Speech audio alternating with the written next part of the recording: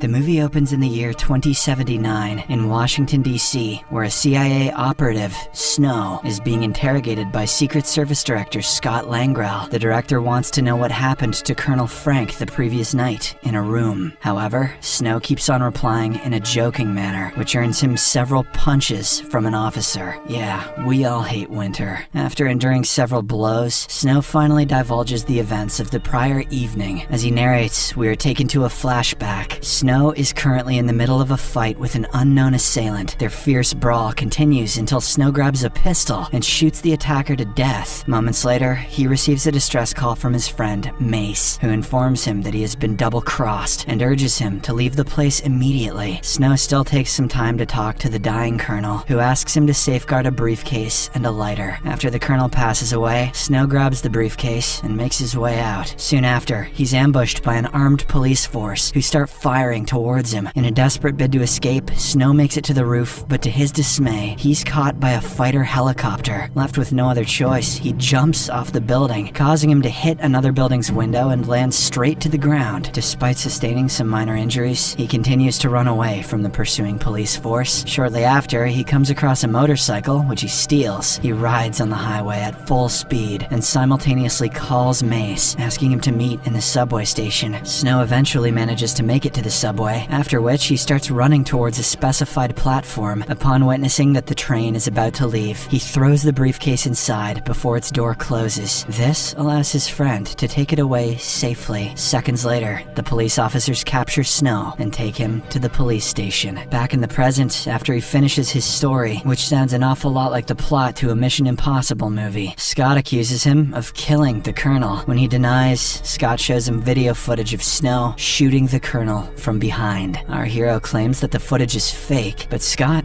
doesn't believe him. A short while later, Snow's friend and fellow agent Harry Shaw walks in and replaces Scott to carry out the further interrogation. Snow seems to trust him, so he secretly tells him about his acquaintance Mace, who has the briefcase containing the stolen secrets. Meanwhile, Mace gets off the train and hides the briefcase in one of the station lockers. During this, he forgets the key card, which is soon found by a cop. As the officer calls him out to return it, Mace gets anxious and begins to walk away hurriedly. In the process, he accidentally bumps into a passerby, causing him to drop his gun, which goes off on the floor and hurts the cop. This unintended commotion instantly alerts the other officers, who then capture Mace, who has never heard of the safety as well. In the next scene, we are introduced to the president's daughter, Emily Warnock, who is in a spaceship flying through orbit, together with her bodyguard, Hawk, and her aide, Catherine. Currently, she is seen talking with the prison warden Barnes, who offers a quick briefing about their mission. Turns out that the group is on their way to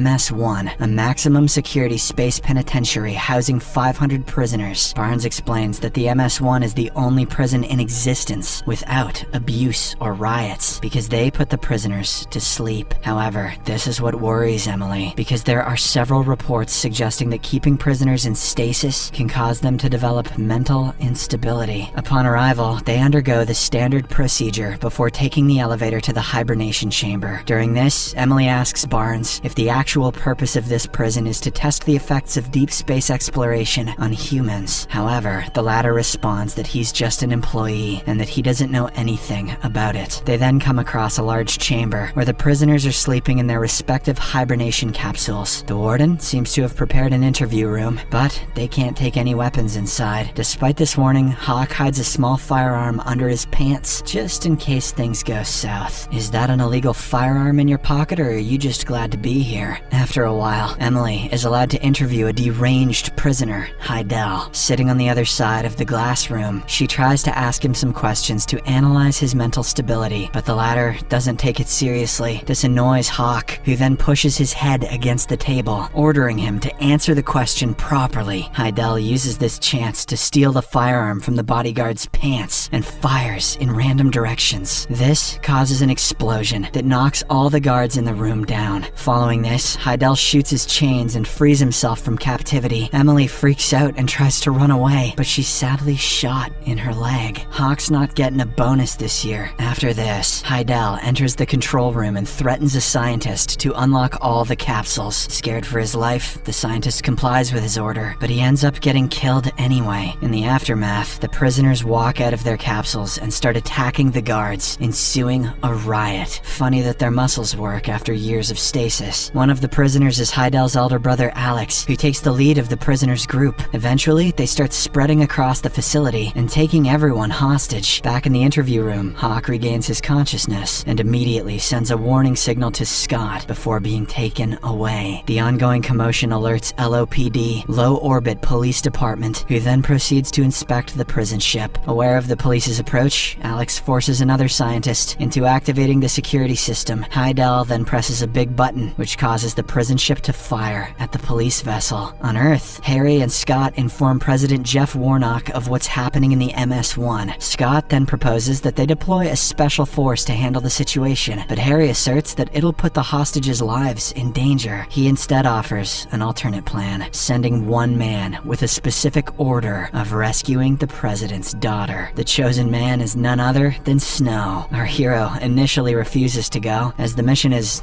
very dangerous, but he changes his mind when he learns that Mace is also on MS-1. "I'll do it for the boys," he says. In the next scene, Snow, Harry, and Scott board a space shuttle and set off for their mission. On their way, Snow is informed about an escape pod on level 5 that'll get them out of the prison ship. He's also handed over with some explosives and a map. After several hours, the trio arrives at LOPD. An officer informs them that Alex has demanded a negotiator. Hearing this, Scott comes up with an idea. Since the prisoners don't know that Emily is the president's daughter, he decides to send one of the LOPD officers as a negotiator and trick them into releasing her. As instructed, the officer enters the prison ship and negotiates to release at least one hostage first. When the bad guys agree, the officer says that the hostage should be a wounded woman, prompting Alex to pick Emily. However, Heidel refuses to let her go, probably because he needs something more from her. The deranged guy then shoots Catherine and tells the officer to take her instead. However, the bullet seems to have hit straight into her chest, leading to her immediate demise. In the midst of this, Snow departs from the LOPD and lands on the prisoner ship, only to be spotted by one of the prisoners. He then relays the information to Alex, claiming all of this to be a setup. Enraged by this betrayal, Alex kills the negotiator and also orders his men to take down the invader. Shortly after, he notices Emily's ID card and learns from her surname that she's the president's daughter. In the meantime, Emily and Hawk are in the elevator, being taken back to the hostage room. Sensing this as an opportunity to escape, Emily grabs a fire extinguisher and sprays it on the prisoner, while Hawk punches him. "Take that, yeah!" At the same time, the elevator opens to reveal Snow. Recognizing him as an invader, the prisoner starts attacking him, while Emily and her bodyguard flee the scene. Despite struggling for a while, Snow manages to blow off the prisoner's head with the explosive. Meanwhile, Emily and Hawk hide in a secure room and wait for the rescue team to arrive. However, there's a problem. The oxygen supply is limited. Not long after, Alex and his men track them down in the secure room. The crime boss asks one of his men to bring him an engineer to open the door. An elderly engineer is brought there, but he's so scared that he fails to unlock the door. As a result, Alex mercilessly shoots him down before summoning another engineer. Elsewhere, Harry guides Snow towards Emily's room via secret passages. On the way, he comes across a torsion system, which creates gravity. But before he can jump into it, one of the prisoners spots him and launches an attack. The two then fight while floating in the air. Heidel, who is in the control room, sees this and shoots the computer system, turning off the torsion system. This dude does everything with bullets. With the gravity now off, the prisoner falls down, while Snow manages to hang on to a rope. When Harry learns of this, he reactivates the torsion system, allowing Snow to climb back up. Meanwhile, in the secure room, the oxygen slowly runs out, intensifying the situation. So, Hawk makes a tough decision. He commits the unthinkable so that Emily can have more time. A while later, Snow arrives right on top of the secure room and breaks in by blowing up the shaft lid. By this time, Emily is already lying down, unconscious. As he relays this information to the LOPD, a doctor guides him through the reviving procedure, thankfully bringing her back to life. The two then crawl their way out through the shaft just before Alex and his men break in. Harry continues to guide them towards the exit, but their voice is heard by Alex. As a result, he brings in a communication officer and orders him to cut off the radio channel. Now that Snow and Emily have no clue about the way, they take a wrong turn, which causes them to fall through a ceiling into a room. Turned down for what? Despite this setback, they reach an infirmary where Snow tends to her leg injury. During this, Emily asks about the other hostages, to which Snow replies that he's here just to save her. The duo then continues in search of the exit room. They soon come across a supplies room where Snow gives her a prisoner's uniform to wear. Furthermore, he cuts her beautiful hair and dyes it to make her look more like a prisoner. In the next scene, Alex is seen talking to Scott, claiming that he's now aware about the president's daughter on board. He then threatens to harm her if they don't fulfill the demands. Upon receiving this news, the president urgently arrives at the LOPD. On the other hand, Snow and Emily, who are now disguised, enter the hibernation chamber and walk amidst the other prisoners in search of Mace. They're soon stopped by one of the tattooed prisoners, who asks for a password. They're clearly oblivious, so Snow headbutts the man before fleeing. They run into a compartment where they find Mace and lock the door behind them. Snow hugs his friend, but his happiness is short-lived, as Mace is revealed to have suffered from dementia due to stasis. Snow tries asking him about the briefcase, but to no avail. Soon after, the prisoners start drilling the door from outside, so the trio escapes from there. At this point of time, the MS-1 starts losing its control and hits the International Space Station. The collision causes a hull breach, separating Mace from the others. Snow asks him to press the panic button, but Mace can't understand. Unfortunately, time runs out, and the poor guy is frozen to death. In the aftermath, Snow finally brings Emily to the escape pod, but he discovers that it only has one seat. Realizing that he has been sent here to die, he sends Emily on her way, making a fake promise that he'll follow her in the next pod. However, she allows the pod to launch without her, as she still wants to save the hostages. She believes that her father won't authorize any attack until she's on the ship. Just then, Heidel appears on the ship's screen and threatens to kill all the hostages if Emily doesn't reveal her location. He'll just keep using his gun for everything. Worried, she complies with him, but he kills them anyway. No, what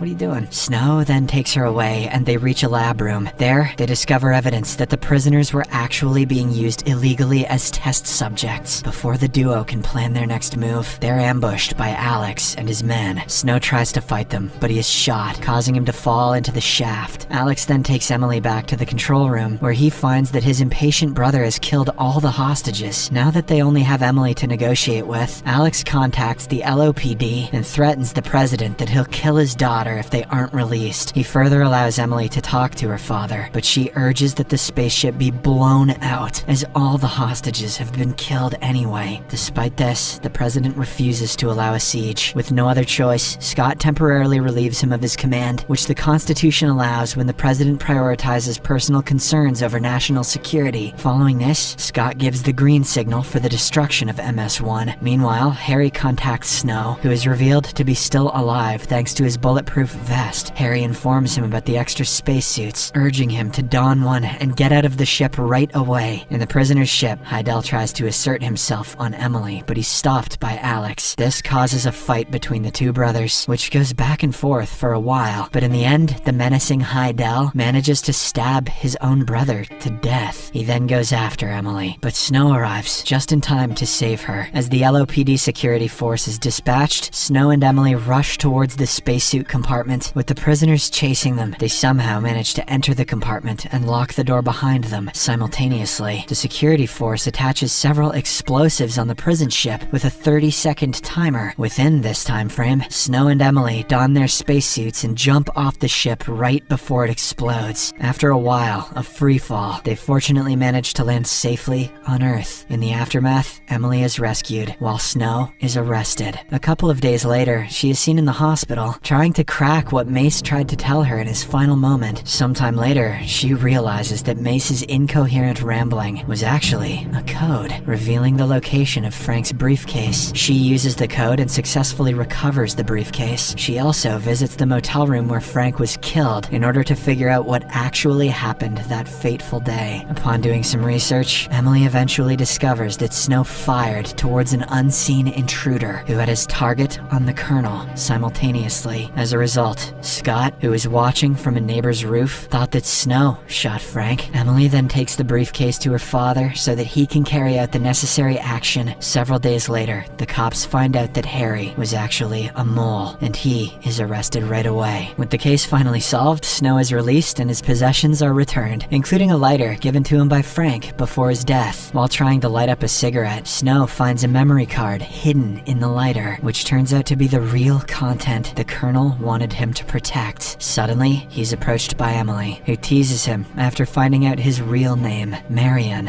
I'd tease him too. The movie ends as the pair walks away, expressing their feelings towards each other.